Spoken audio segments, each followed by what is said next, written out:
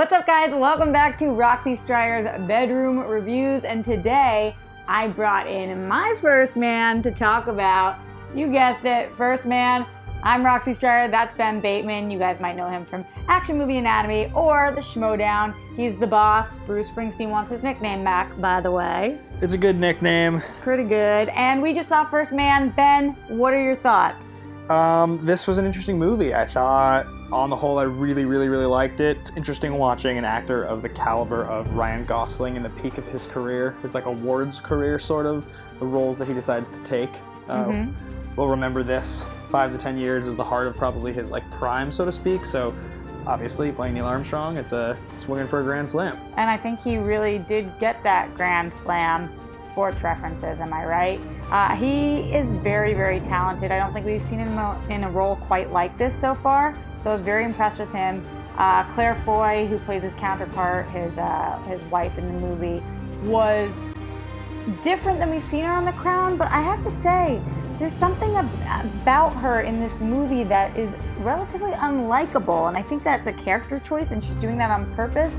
But it's hard because when you've got Ryan Gosling, who no matter what role he's taking is so charming and charismatic, when you paired him up with Claire Foy, who was just very harsh and hard in it, I had a little bit of a hard time with their dynamic, even though I loved this movie in general. How did you feel about Claire? She was fine, kind of unmemorable in a lot of ways, not super likable, and the biggest problem I think is that, and I've noticed this before with her stuff, she doesn't have a perfect mastery of her American accent. You can hear the parts poke through, and I noticed that when I saw Unsane earlier this year with her, same kind of thing.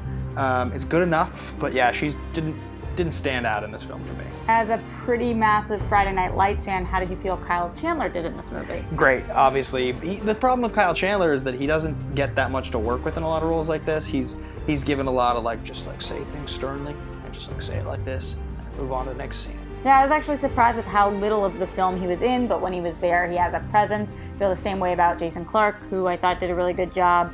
And the cast in general, pretty strong for this movie, I thought. Yeah, I mean, it was just like a smorgasbord of kind of unmemorable, but you recognize them white guys, for the most part. Yeah. There was because it was the 60s, there was one black NASA employee I noticed, and I was like, is that a real character? Because everyone else is white. So this feels like this is either real life. That's funny, I didn't even notice that. It didn't stand out to me. But it's, yeah, I mean, Patrick Fugit, Jason Clarke, and Corey Stoll, and just all these guys getting these roles. I thought that was funny. The more people you name, the more pictures I have to pull. Yeah. That's why I stopped where I stopped.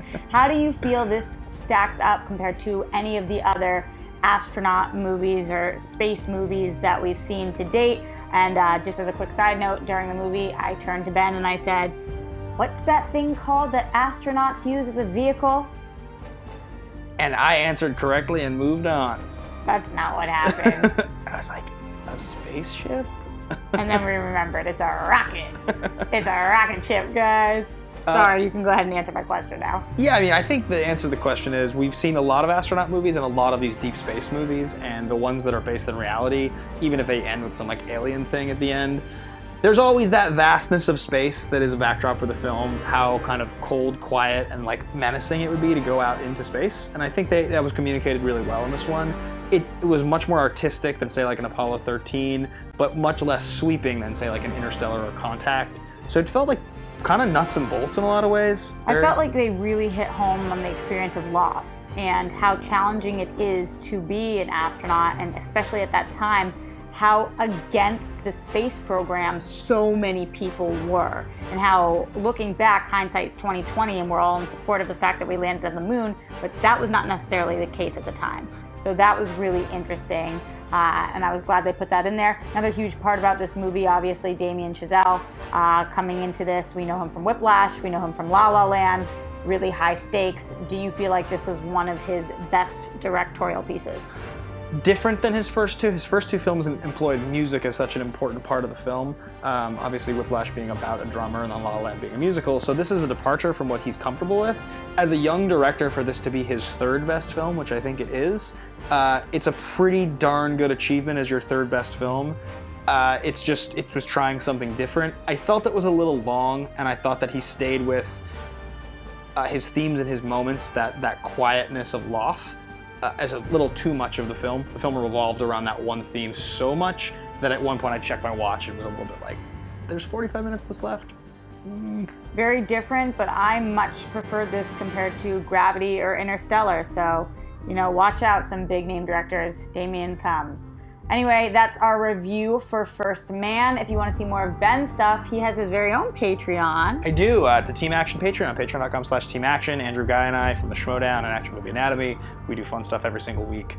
You guys can check out there. He's a real douche on there. You're gonna love it. It's great. And as always, don't forget you can find me on my Patreon, patreon.com/Roxy Stryer. I'll have some shout outs for you guys for the next video. Tune in to Roxy Stryer's Bedroom Reviews. Love you guys.